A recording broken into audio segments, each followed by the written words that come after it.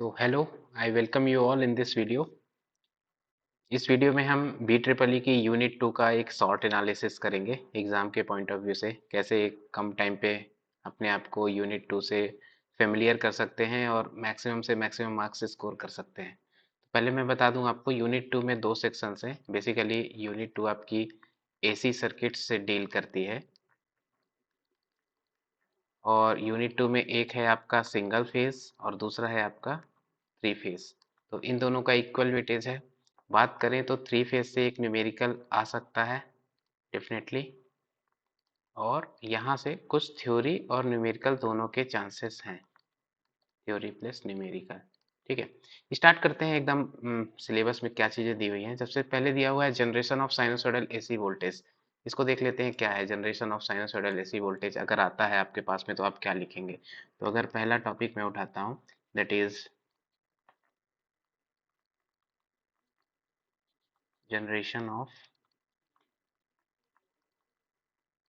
Sinusoidal AC voltage.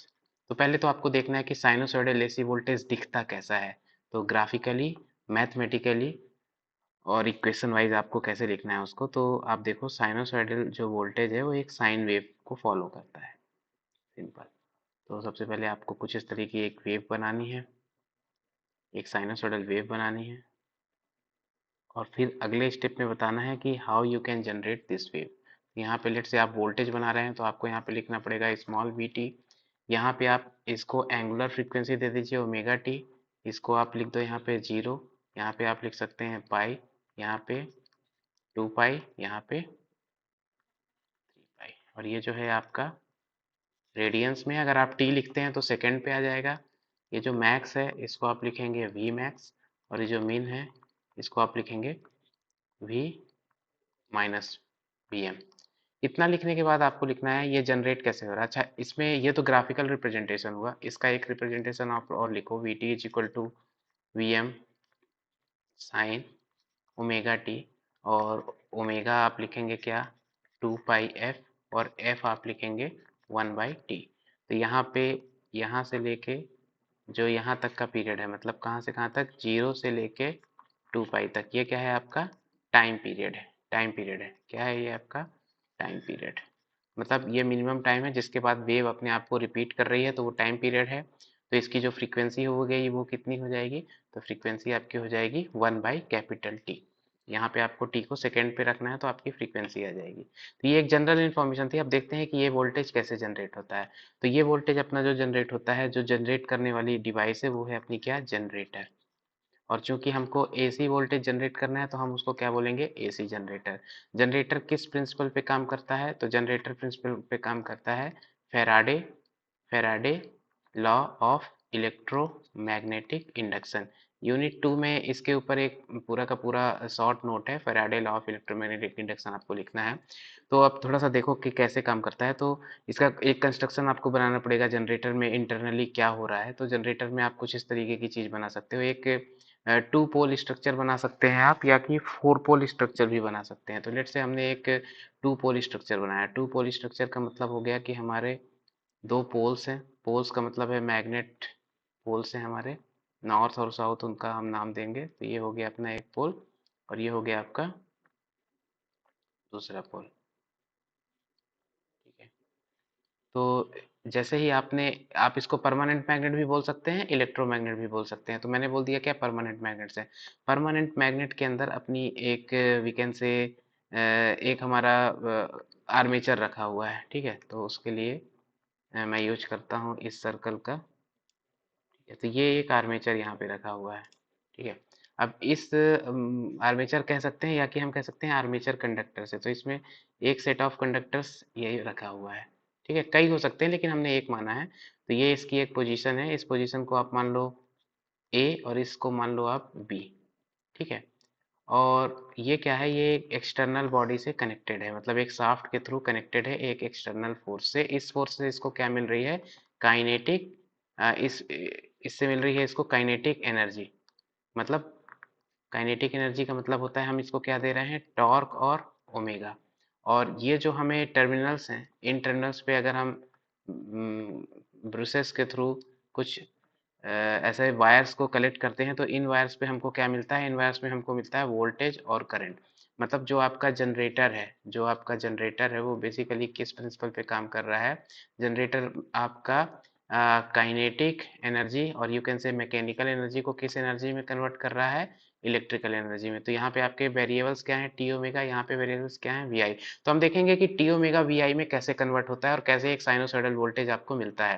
तो Faraday law of electromagnetic induction क्या बोलता है, तो यहाँ पे आपको थोड़ा सा स्टेटमेंट भी लिखना पड़ेगा Faraday law of electromagnetic induction का। तो उसमें है कि सपोज ये नॉर्थ और साउथ पोल जैसे ही बने थे, तो इससे क्या बना था आपका, इससे आपका बना था magnetic lines of force, magnetic lines of force. आपको पता है वो कहाँ से कहाँ तक ट्रेवल करती है, नॉर्थ साउथ। तो उसकी हम उसमें लेट से कुछ फ्लक्स होगा, तो उस फ्लक्स को हम बोलते हैं फाई, और उसकी एक डेंसिटी होगी, तो उस डेंसिटी को बोल सकते हैं हम phi flux per unit area. तो इसकी यूनिट होती है आपकी वेबर और इसकी यूनिट होती है आपकी वेबर पर मीटर स्क्वायर। अब Faraday law of electromagnetic induction ये बोल रहा है कि whenever there is a relative motion between the flux and conductor, whenever there is the relative motion between the flux and current, and emf is induced, induced, and the magnitude of induced emf is equal to the rate of change of flux, rate of change of flux मतलब d phi by dt। ठीक है, तो आप देख रहे हो कि suppose ये जो आपका कंडक्टर रखा हुआ है, आर्मेचर कंडक्टर, ये कहाँ पे रखा हुआ है, नॉर्थ और साउथ पोल के बीच में। तो अगर ये मैं मानता हूँ नॉर्थ और इसको मानता हूँ साउथ, तो यहाँ से कुछ मैग्नेटिक लाइंस ओरिजिनेट हो रही थी नॉर्थ से और साउथ में जाके वो टर्मिनेट हो रही थी। इन लाइंस के बीच में ये क्या रखा हुआ है, ये आपका कंडक्टर रखा हुआ है, आर्मेचर रखा हुआ है, और ये आर्मेचर का क्या है, एक कंडक्टर है जिसको मैंने बोल दिया ए, और ये दूसरा उसका काउंटर पार्ट है जिसको मैंने क्या बोल दिया बी। तो अब ये चीज जो है ये क्या हो रही है, मूव हो रही है, मूव हो रही है, मतलब अगले किसी इंस्टेंट में जब ये एक रोटेशन पूरा करेगा, तो जो ए और बी की मतलब प्लेस था वो इस बार कहाँ हो जाएगा, ए इधर हो जाएगा, बी इधर हो जाएगा। तो ए यहाँ हो गया, बी यहाँ हो गया। लेकिन जो आपके पोल्स थे वो तो रोटेटिंग नहीं है, वो तो स्टेशनरी है। ये क्या हो गया, ये नॉर्थ यहाँ पे है और साउथ आपका यहाँ पे है। ठीक है, लेकिन और अगर आप अगला पोजीशन लेते हैं, या आप चार आपको डायग्राम्स बनाने पड़ेंगे, तो एक डायग्राम मैं बना देता हूँ सिंपल, जिसमें आपका था ए, ए यहाँ था और बी यहाँ था। ठीक है, दूसरे डायग्राम में आपका क्या हो रहा है, थोड़ा सा मूव कर गया तो आपका ए यहाँ आ गया और बी आपका यहाँ आ गया। तीसरे डायग्राम में क्योंकि आपने काइनेटिक एनर्जी उसको दी हुई है, तो आपका क्या हो जाएगा, ये तो चौथा डायग्राम हो जाएगा, और आई मीन ए इधर गया, दूसरे पोजीशन पे यहाँ गया, तीसरी पोजीशन पे ए आपका जाएगा, तीसरी पोजीशन पे ए आपका जाएगा यहाँ पे। मतलब हमने कैसा रोटेशन लिया हुआ है, क्लॉकवाइज रोटेशन लिया हुआ है। तो उस केस में ए इधर आ गया, बी इधर आ गया, और चौथे केस में अब कहाँ पे आ जाएगा, अब आपका ए इधर आ जाएगा और बी इधर आ जाएगा, और पांचवें केस में क्या हो जाएगा, पांचवें केस में जहां से आपने स्टार्ट किया था वही वाला केस आ जाएगा। तो एक अगर 360 डिग्री का कंप्लीट रोटेशन हो रहा है, तो कंडक्टर आपका ऐसी कुछ मतलब पोजीशंस से गुजरेगा, जिसमें हमने कुछ मेजर पोजीशंस बनाई हैं। ठीक है, तो ये जो आपका नॉर्थ और साउथ पोल है, ये तो आपका फिक्स है, तो मतलब magnetic lines of force fix है, लेकिन आर्मेचर कंडक्टर रोटेट कर रहा है, तो क्या हो रहा है आपका, आपका फ्लक्स कटिंग एक्शन हो रहा है, फ्लक्स कटिंग एक्शन हो रहा है। तो मैग्नेटिक यहाँ पे भी आप देखो, मैग्नेटिक लाइंस ऑफ फोर्स जो आपको दो पोल्स से मिल रहा था वो तो फिक्स है। ठीक है, लेकिन आपका इस बार क्या हो गया, ए और बी की पोजीशन देखो, आप यहाँ पे मूव कर गया, बदल गई पोजीशन, तो क्या हो रहा है, फ्लक्स कटिंग एक्शन हो रहा है। तो फैराडे लॉ बोलता है कि जब भी फ्लक्स कटिंग एक्शन होता है, तो जो कंडक्टर्स हैं, जो आपकी वाइंडिंग्स है, उसमें क्या इंड्यूस होगा, उसमें ईएमएफ इंड्यूस होगा। तो वो ईएमएफ इंड्यूस होगा और वो डिपेंड करेगा किस पे, rate of change of flux cutting पे, किस पोजीशन पे कितना फ्लक्स कटिंग एक्शन हो रहा है। तो डिपेंड्स ऑन आपने इसका ओरिएंटेशन कैसे रखा हुआ है। तो लेट्स से अभी मैं एक डायग्राम और बनाता हूँ, तो उससे आपको और समझ में आएगा। होता क्या है कि एक बार आपका ये लेट्स से ये एक कंडक्टर रखा हुआ है, जो मैंने ए और बी कंडक्टर बनाए थे वो कुछ इस तरीके से उनका वाइंडिंग थी, स्लॉट में इस तरीके से हाउस थे, ए है, ये बी है। दूसरी पोजीशन क्या हो सकती है, दूसरी पोजीशन आपके ए और बी कंडक्टर्स की ये वाली हो सकती है, ये। ठीक है। तीसरी पोजीशन क्या हो सकती है? तीसरी पोजीशन आपकी ऐसी हो सकती है, क्योंकि वो मूव कर रहा है तो हर एक पोजीशन से होके गुजरेगा 360 डिग्री में। तो इसमें मैक्सिमम फ्लेक्स कटिंग की एक्शन जो होती है जब आपका जो orientation of the coil in the magnetic field, मतलब orientation orientation of coil in magnetic field और फ्लक्स एक दूसरे से क्या होंगे? परपेंडिकुलर होंगे। तो इस केस में क्या होगा? इस केस में आपका मैक्सिमम फ्लक्स कटिंग एक्शन होगा। ये आपको लिखना है, मैक्सिमम फ्लक्स कटिंग एक्शन होगा। तो आपका क्या होगा? मतलब हम मान लेते हैं कि जब आपकी ये वाली पोजीशन थी, कौन सी पोजीशन थी? ये। तो यहाँ पे फ्लक्स कटिंग एक्शन कितना हो रहा था? तो आप यहाँ पे लिखेंगे कि d phi by d t कितना हो रहा था? ये d phi by d t हो रहा था मैक्सिमम। और आपकी जब ये वाली पोजीशन आई तो यहाँ पे कितना हो रहा है? यहाँ पे डी फाई बाई जो डी टी आपका हो रहा है वो कितना हो रहा है? मिनिमम। फिर आप अगर ए बी से इस वाली, ये पोजीशन नंबर 1 है आपकी, ये पोजीशन नंबर 2 है, ये पोजीशन नंबर 3 है, ये पोजीशन नंबर 4 है और ये पोजीशन नंबर 5 है। पोजीशन नंबर 3 को अगर आप देखते हैं तो पोजीशन नंबर 3 पोजीशन नंबर 1 का क्या है? जस्ट अपोजिट है। तो पोजीशन नंबर 3 पे क्या हो रहा है? D five by d T क्या हो रहा है? मैक्सिमम तो हो रहा है, लेकिन कितना? पहले वाले के अपोजिट, तो निगेटिव मैक्सिमम। और अगर पोजीशन नंबर 4 पे आप देखते हैं तो D five by d T क्या हो रहा है? D five by d T आपका हो रहा है पोजीशन नंबर 2 से, जैसा 2 में था वैसे ही, तो दैट इज व्हाट? मिनिमम। तो अगर मैं इन चारों पोजीशन पे इंड्यूस्ड जो मेरा ईएमएफ है उसको अगर मैं बनाता हूँ तो मेरा कुछ इस तरीके से आता है। मैं पोजीशंस भी लिखूंगा और फ्लेक्स कटिंग एक्शन भी लिखूंगा। तो ये है आपका एक मैं बना रहा हूँ कि फ्लेक्स कटिंग एक्शन कितना हो रहा है विथ रिस्पेक्ट टू पोजीशन। तो मैंने यहाँ पे लिखा क्या? D five by d t, और यहाँ पे मैंने लिखी है पोजीशन। तो ये है पोजीशन नंबर 1, ये है पोजीशन नंबर 2, ये है पोजीशन नंबर 3, ये है पोजीशन नंबर 4 और ये है पोजीशन नंबर 5। तो आपने 1 में क्या देखा था? 1 पे फ्लेक्स कटिंग कितना था? मैक्सिमम था। 2 पे क्या था? 2 पे फ्लेक्स कटिंग कितना था? मिनिमम था। तो और 3 आई मीन 2 पे मैं मिनिमम था और 3 पे कितना है? 3 पे निगेटिव पे मैक्सिमम होगा और 4 पे क्या हो जाएगा? 4 पे अगेन मिनिमम हो जाएगा। और फिफ्थ पोजीशन कैसी थी? फिफ्थ पोजीशन सेम एज कैसी पोजीशन थी? Fifth position is equal to first position. तो आपका जो d five by d t flex cutting action हो रहा है कुछ इस तरीके से हो रहा है। और d five by d t is nothing but what? E. तो अगर एक कंडक्टर है, एक सेट ऑफ कंडक्टर है, तो इसमें क्या आता है? D five by d t. और अगर एन नंबर ऑफ कंडक्टर्स हैं, n is equal to what? Number of conductor. तो आपका फॉर्मूला क्या हो जाता है? आपका फॉर्मूला होता है E is equal to n d five by d t. तो यही है Faraday law of electromagnetic induction, जिसके कारण ईएमएफ इंड्यूस होता है। और आर्मेचर कंडक्टर्स की डिफरेंट डिफरेंट पोजीशन पे इंड्यूस्ड ईएमएफ डिफरेंट डिफरेंट हो जाता है। इसका स्टेटमेंट नंबर 2 है, जिसमें यहाँ पे एक माइनस साइन आता है, वो लेंज लॉ से आता है। वो जब हम फैराडे लॉ को डीप में देखेंगे तो और देखेंगे उसका इंड्यूस्ड ईएमएफ का साइन क्या है। फिलहाल आपको इस तरीके से इंड्यूस्ड ईएमएफ का जनरेशन कैसे हो रहा है वो आप बता देंगे कि एसी ऐसे जनरेट होती है। ठीक है।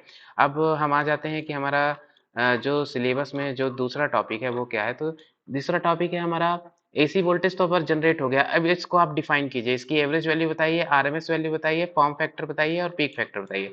इसको भी देख लेते हैं। तो now we have AC voltage, तो we can draw directly our AC voltage.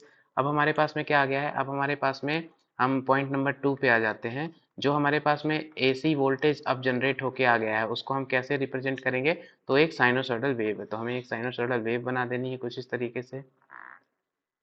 ठीक है। और उस वेव की पूरी आइडेंटिटीज हमें लिख देनी है। तो ये आपका हो गया है। इसको मैं रेडियंस में कन्वर्ट कर लेता हूँ। तो ओमेगा टी यहाँ पे आपको लिखना है 0, यहाँ पे आपको लिखना है ये वोल्टेज है आपका, इंड्यूस्ड ईएमएफ है। तो this is your pi, this is 2 pi, this is 3 pi, this is 4 पाई। तो ये एक पीरियोडिक वेव टाइप का हमने बना लिया। अब इसकी इंफॉर्मेशन जैसे मैंने सबसे पहले बताया था, 0 से 2 पाई तक क्या है? कैपिटल टी है। यहाँ पे क्या है? यहाँ पे ये वी है। यहाँ पे ये क्या है? तो यहाँ पे ये माइनस वी है। और क्या इन्फॉर्मेशन है? It's okay. दूसरी एक इन्फॉर्मेशन है फ्रीक्वेंसी। फ्रीक्वेंसी होती है 1 अपॉन टाइम पीरियड और इसकी यूनिट होती है क्या? हर्ट्ज में। ठीक है। और इंडिया में अगर आप बात करें तो 50 हर्ट्ज फ्रीक्वेंसी है। इतना करने के बाद अब इसमें सबसे पहले आती है एवरेज वैल्यू। कौन सी वैल्यू आती है? Average, AVER, average value. Average value में आपको देखना है कि अगर आप देखते हो कि एक कंप्लीट टाइम पीरियड के लिए इस वेव का जो पॉजिटिव साइड था और जो निगेटिव साइड था दोनों क्या है, दोनों इक्वल है। तो अगर इसका एवरेज मैं कैलकुलेट करता हूँ कहाँ से, 0 से 2 पाई तक, तो कितना आ जाएगा, 0 आ जाएगा। लेकिन इसलिए हम एवरेज वैल्यू को कहाँ से कैलकुलेट करते हैं, हम एवरेज वैल्यू को कैलकुलेट करते हैं 0 से पाई तक की। अब आप इसको जो मैथमेटिकली एवरेज क्या बोल रहा है उसको समझिए। तो एवरेज आपको ऐसे लिखना है, आपको लिखना है स्मॉल वी की कौन सी वैल्यू, एवरेज वैल्यू। मैथमेटिकली क्या होती है, जितना आपने टाइम फ्रेम लिया, कितना टाइम फ्रेम लिया, पाई की 2 पाई, तो 2 पाई पे तो 0 हो रहा था तो हमने लिया पाई। लिमिट्स लगाइए 0 से पाई। वेव क्या है, वेव का फंक्शन क्या है, तो वेव का फंक्शन है Vm sign omega T. Variable क्या है, वेरिएबल है डी ओमेगा टी। इसको आप जब इंटीग्रेट करते हैं तो आपका फाइनल आंसर आता है कितना, 2 Vm अपॉन पाई। तो ये कौन सी वैल्यू है, ये आपके वोल्टेज की कौन सी वैल्यू है, एवरेज वैल्यू है। ठीक है, ये वोल्टेज की आपकी एवरेज वैल्यू है। इसको यहाँ पे अगर आप चाहें तो डिराइव भी कर सकते हैं कुछ इस तरीके से कि Vm आपने बाहर ले लिया अपॉन पाई, क्योंकि Vm कांस्टेंट था। साइन का अगर आप इंटीग्रेशन करते हो तो साइन का इंटीग्रेशन होता है कॉस ओमेगा टी, और कॉस ओमेगा टी हो गया, basically minus cos omega T होता है। तो मैं लिमिट्स को रिवर्स कर देता हूँ तो उसका सेम मीनिंग हो जाएगा, कुछ इस तरह का आपका आएगा। और यहाँ पे अगर आप देखते हो ये इंटीग्रेशन हमारा आया था। अब यहाँ पे आप वैल्यू रख दो तो Vm अपॉन पाई, और यहाँ पे आप क्या लिखेंगे, कॉस 0 माइनस कॉस पाई। ठीक है, तो ये आ जाएगा Vm अपॉन पाई, कॉस 0 कितना होता है 1, और कॉस पाई होता है -1। तो इस तरीके से आपका कितना आ जाएगा, 2Vm अपॉन पाई। ये हो जाती है एवरेज वैल्यू। इसके बाद हम, और इसकी आप डिफिनेशन भी लिख सकते हैं थ्योरेटिकली कि क्या है, 0 से पाई तक आपने निकाला है। दूसरी आपकी वैल्यू हो जाती है कौन सी value, RMS value. RMS value को आप कैसे डिफाइन करेंगे, तो RMS वैल्यू का मतलब होता है रूट मीन स्क्वायर वैल्यू। ये बेसिकली होती है आपकी इफेक्टिव वैल्यू, इफेक्टिव वैल्यू। ठीक है, देखते हैं कितनी होती है। तो अगेन आरएमएस वैल्यू का फॉर्मूला होता है रूट मीन स्क्वायर। तो सबसे पहले आप स्क्वायर करो किसका, जो आपका वेव फंक्शन है कितना है, Vm साइन ओमेगा टी, इसका क्या कर दो, स्क्वायर कर दो। फिर निकालना है मीन, तो मीन निकालना है तो मीन टोटल टाइम पीरियड कितना है, 1 अपॉन कैपिटल टी। मीन का डिफिनेशन क्या होती है, ऑल ऑब्जर्वेशन का सम अपॉन नंबर ऑफ ऑब्जर्वेशन। तो वही है, आपने कितनी लिमिट ली है, टाइम पीरियड कितना है, 0 से 2 पाई। इसको किसके रिस्पेक्ट में आप इंटीग्रेट कर रहे हो, डी ओमेगा टी के रिस्पेक्ट में। तो ये हो गया स्क्वायर हो गया, मीन हो गया। आप क्या करो, अब आप इसका रूट कर दो, अब आप इसका क्या कर दो, अब आप इसका रूट कर दो। तो इसके बाद जो आपका आंसर आएगा वो क्या है, वो है आपका जो स्मॉल वी की कौन सी वैल्यू है, RMS। और इसको हम कैपिटल वी से रिप्रेजेंट करते हैं। ठीक है, अगर आप इसको देखते हो कितना आएगा तो इसको आप सॉल्व कर सकते हो। तो सबसे पहले क्या करो, ये रूट को इधर ले जाओ तो स्क्वायर हो जाएगा। तो आपने लिखा है v RMS square is equal to, यहाँ पे क्या बचा है, यहाँ पे बचा है 1 अपॉन टी, 0 से 2 पाई Vm square sine square omega T D omega T. इसको थोड़ा सा आप और एक्सटेंड करो तो क्या आ जाएगा, इसको आप और एक्सटेंड करते हैं तो आपके पास में आता है Vm स्क्वायर अपॉन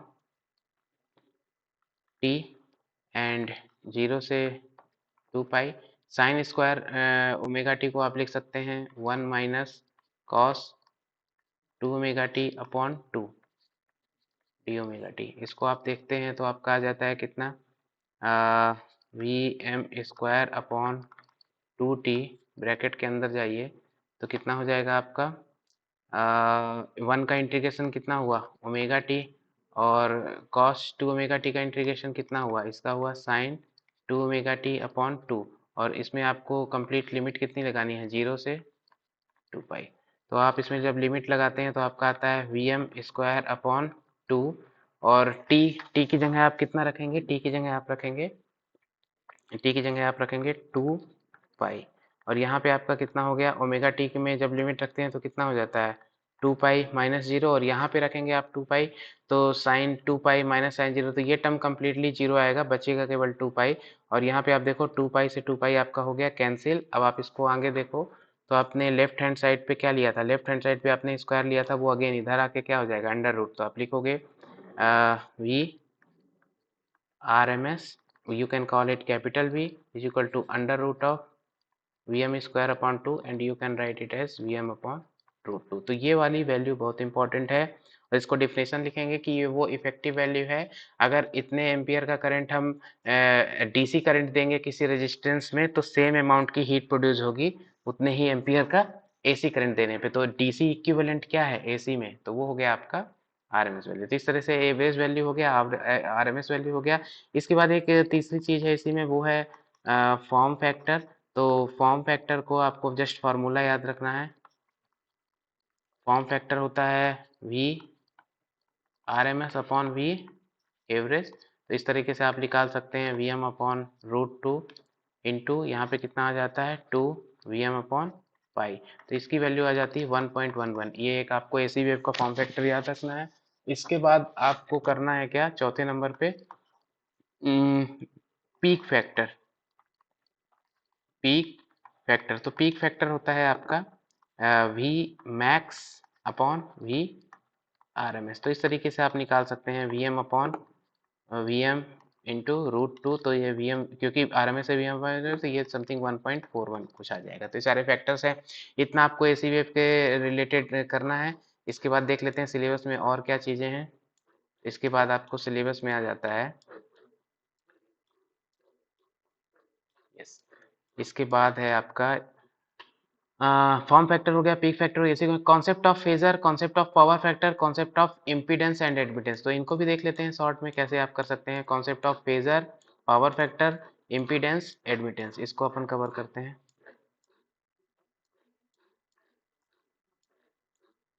ठीक है, तो यहाँ पे मैं लिख लेता हूँ। इसके बाद आपको देखना है क्या, फेजर। तो फेजर देखो क्या होता है।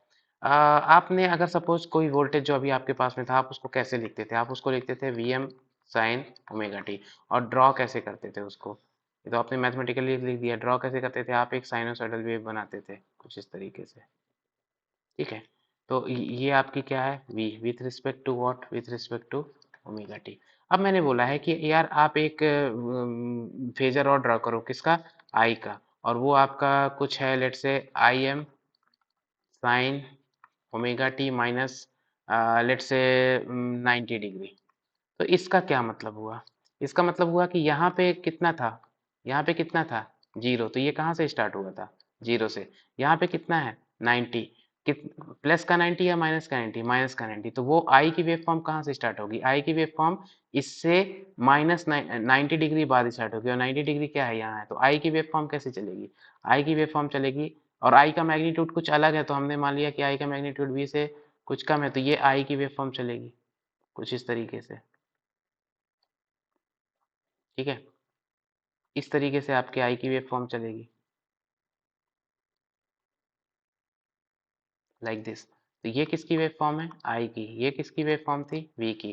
क्या डिफरेंस है दोनों में, तो आप लिखेंगे कि वी जो आपका वी की वेव फॉर्म थी, तो you can right it like this कि जो वी की आरएमएस वैल्यू की अगर मैं फेजर लिखता हूँ तो क्या लिखूंगा, वी जो उसका मैग्नीट्यूड था एंड एंगल कितना लिख सकते हैं आप, 0 डिग्री। और आई का क्या लिखेंगे, तो आई की आरएमएस वैल्यू अगर आप लिखते हैं तो क्या लिखते हैं, आई और उसका एंगल कितना हो गया, माइनस 90 डिग्री। तो इस तरीके से आप लिख सकते हैं वी को और आई को।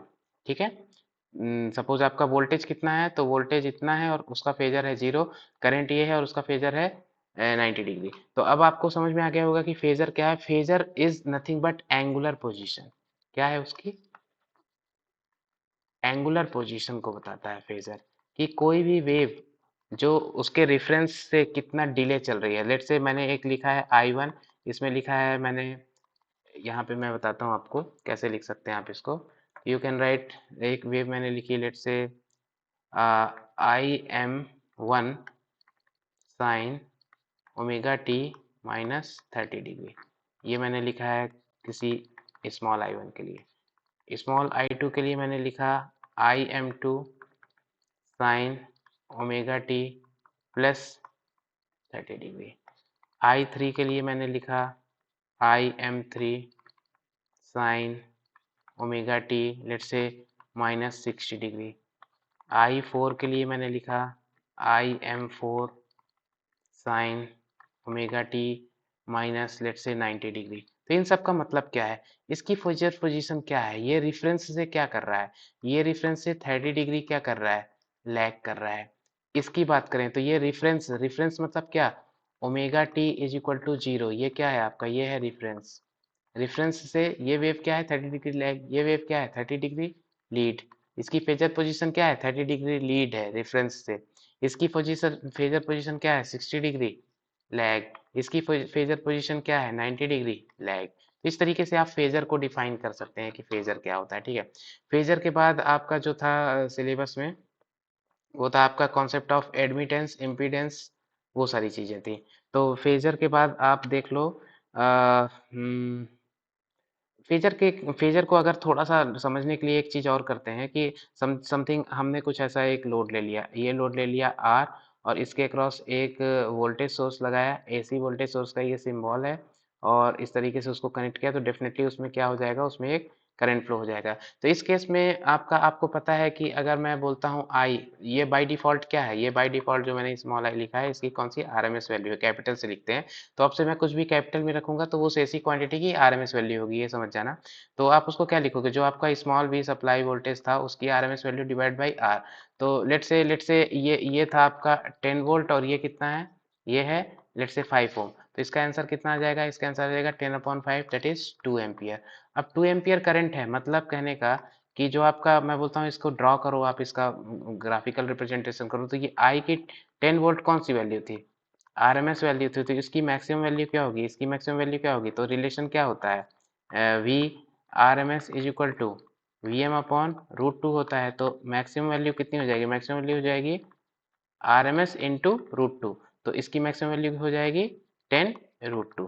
तो ये कुछ इस तरीके से आपका वेरी कर रहा है वी,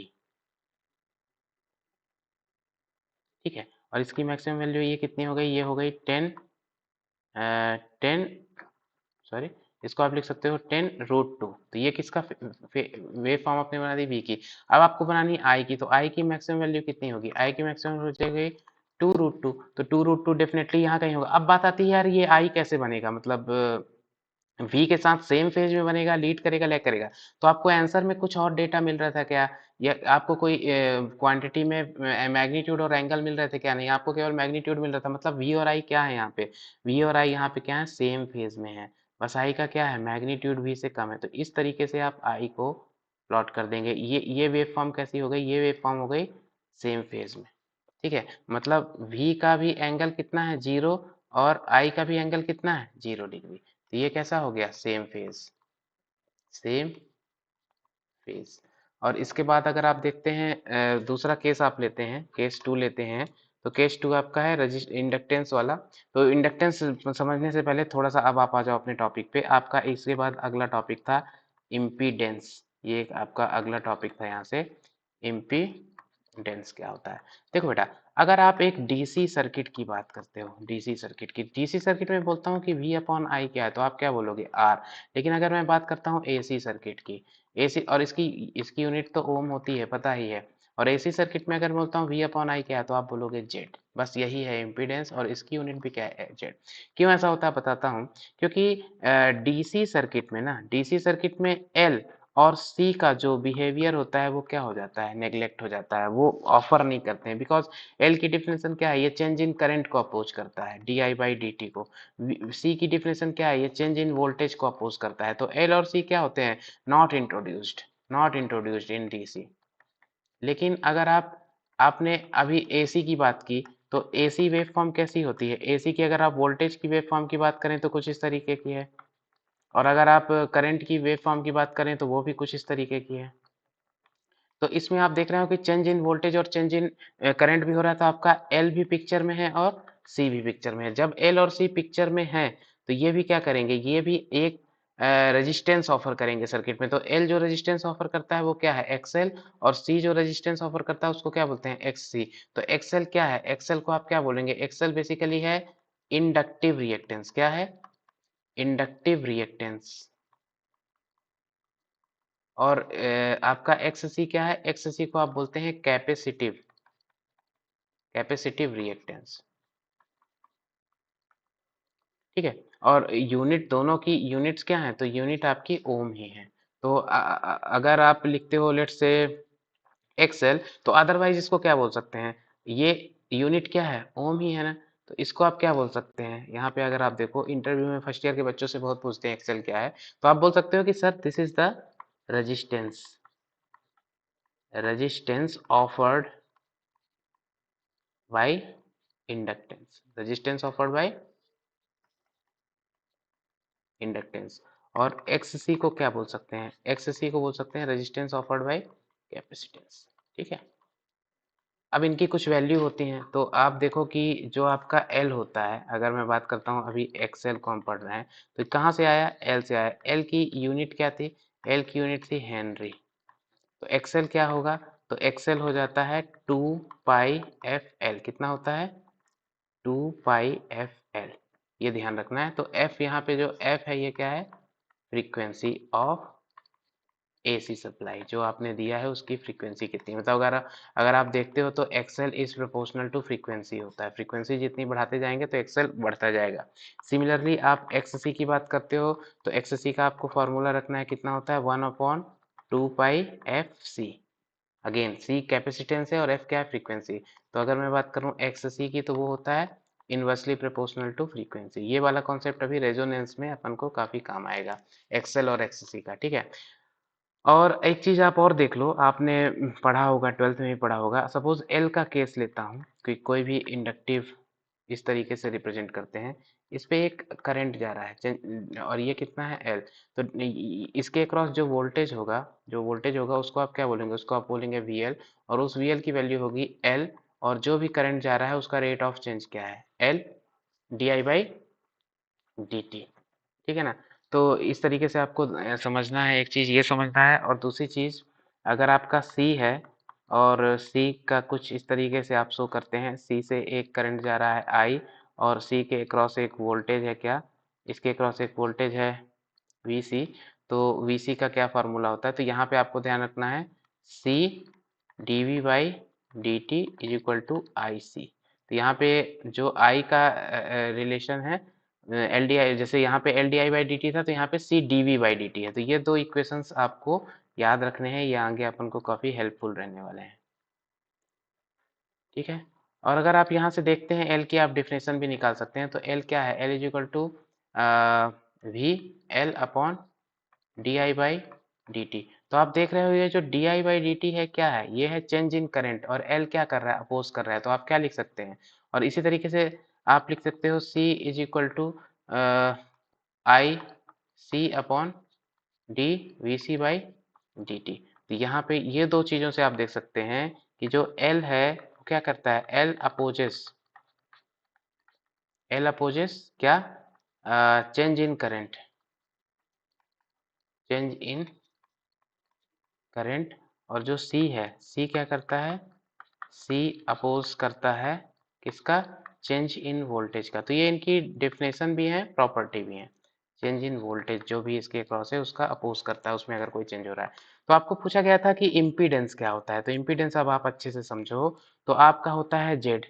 तो जेड में एक तो फिनोमिनन आर है जो आप जानते हैं, रेजिस्टेंस ऑफ ए कंडक्टर, और दूसरा फिनोमिनन हो सकता है क्या, दूसरा फिनोमिनन हो सकता है एक्सएल हो सकता है, या कि क्या हो सकता है एक्ससी हो सकता है। अगर दोनों प्रेजेंट है तो दोनों एक दूसरे का क्या करते हैं, अपोज करते हैं, और ये पार्ट जो होता है इमेजिनरी पार्ट होता है। तो ये होता है एक कंप्लीट क्या, ये होता है एक complete impedance of AC circuit. तो लेट्स से मैंने कुछ एसी सर्किट ऐसा बनाया, आपको पता है एसी सर्किट में आपका आर एल और सी तीनों होगा, इस तरह से मैंने इसको एक एसी सप्लाई दी है।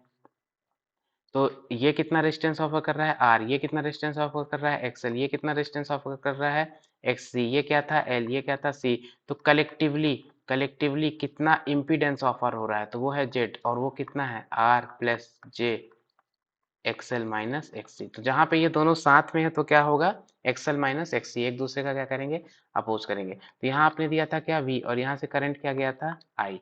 तो अगर हम इसके थोड़ा सा फेजर की ही बात करें तो किस तरीके का होगा, तो आपको पता है कि यहाँ पे अगर आप देखते हो तो एक वोल्टेज ड्रॉप यहाँ पे होगा V1, यहाँ पे एक वोल्टेज, या कि आप कह दो इसको VR, यहाँ पे एक वोल्टेज ड्रॉप होगा उसको बोल दो VL, यहाँ पे एक वोल्टेज ड्रॉप होगा उसको कह दो VC।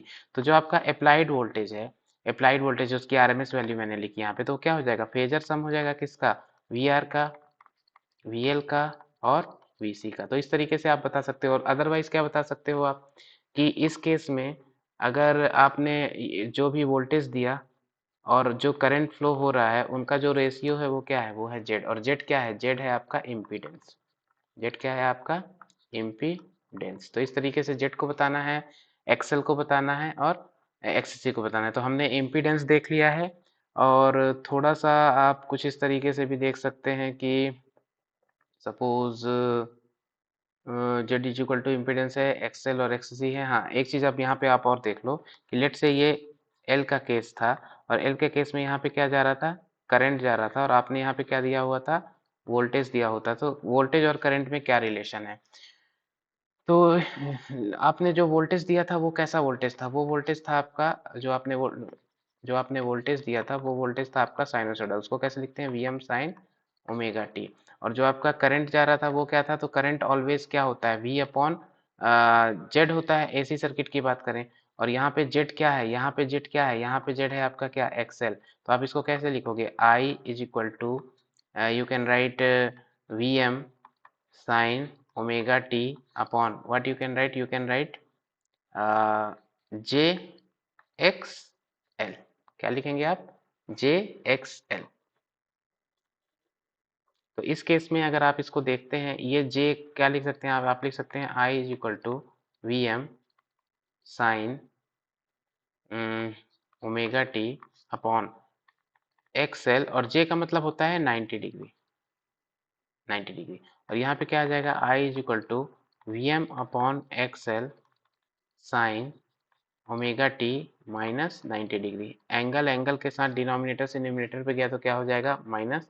और अगर आप इस इक्वेशन को देखो तो इस इक्वेशन में जो ये वाला पार्ट है ये क्या है, इस इक्वेशन को अगर मैं इस स्टैंडर्ड फॉर्म से रिप्रेजेंट करूं, आई m sine omega t minus 90 degree, तो ये आई एम क्या हो गया, ये आई एम हो गया ये। और ये चीज क्या बता रही है, ये चीज बता रही है कि ओमेगा टी से 90 डिग्री क्या है, लैग कर रहा है। तो अगर आप इसमें वोल्टेज का फेजर बना रहे थे तो वोल्टेज का फेजर कुछ इस तरीके का था। अगर एल के केस में ये किसका फेजर था, ये फेजर था वोल्टेज का। तो करंट का फेजर कहाँ से हो जाएगा, करंट का फेजर उससे 90 डिग्री लैग करेगा। मतलब ये 0 डिग्री है और ये 90 डिग्री है, तो 90 डिग्री बाद में स्टार्ट हो रहा है। तो करंट का फेजर कैसे चलेगा, करंट का फेजर कुछ ऐसे चलेगा, ठीक है। यहाँ से मतलब एक कोसाइन वाली वेव चलेगी, ठीक है, लाइक दिस, ठीक है। ऐसा आपका करंट का फेजर चलेगा। तो ये फेजर है आपका करंट का और वो फेजर था वोल्टेज का। तो ये फेजर रिलेशनशिप समझ में आ गई। सिमिलरली अगर सी की बात करेंगे, हम सी की बात करेंगे तो सी में जो करंट फ्लो होगा और जो अप्लाइड वोल्टेज होगा, जो अप्लाइड वोल्टेज होगा उसमें क्या रिलेशन होगा। तो यहाँ पे आप क्या लिखेंगे, आई जो है लीड करेगा किससे, वी से। और एल के केस में क्या था, आई क्या कर रहा था, लैग कर रहा था किससे, वी से। तो यहाँ पे 90 डिग्री से लैग कर रहा है और सी के केस में 90 डिग्री से क्या करेगा, लीड करेगा। सी के केस में भी आप कर सकते हैं, क्योंकि सी के केस में क्या हो जाता, सी के केस में आई हो जाता, आई हो जाता आपका V upon minus j X C. तो ये वाला माइनस वाला एंगल ऊपर जाके कितना हो जाता, प्लस का 90 डिग्री। एंगल क्या हो जाता, प्लस का 90 डिग्री, तो वो लीड हो जाता। तो ये कुछ इन्फॉर्मेशन थी रेजिस्टेंस, इम्पीडेंस और इंडक्टिव रिएक्टेंस की। इसके बाद मैं और देख लेता हूँ आपका और क्या है टॉपिक में। तो इसके बाद आपका है कॉन्सेप्ट ऑफ फेजर हो गया, कॉन्सेप्ट ऑफ पावर फैक्टर है, कॉन्सेप्ट ऑफ पावर फैक्टर देख लेते हैं। तो कॉन्सेप्ट ऑफ पावर फैक्टर